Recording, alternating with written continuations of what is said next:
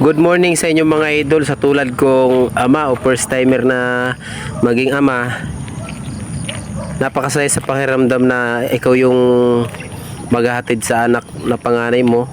Napakasarap sa pakiramdam mga idol. So bali special service yan mga idol kasi kalong-kalong ko pa yan. Pinakalong ko siya kasi medyo madamo dito sa dinadaanan namin. Malapit kasi dito mga idol, kumpara doon sa kabila, iikot ka, magka-tricycle ka pa. So, bali dito ka na lang dadaan. Isa pa doon, napakabait nung dinaanan namin bahay.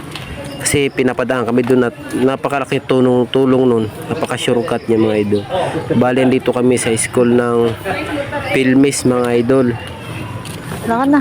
Dito. Doon na! Dito ko siya in-enroll kasi malapit lang sa amin at napakabait ng teacher na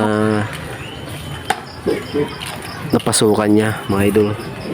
So sa teacher niya, shoutout sa iyo, napakabait niyo po.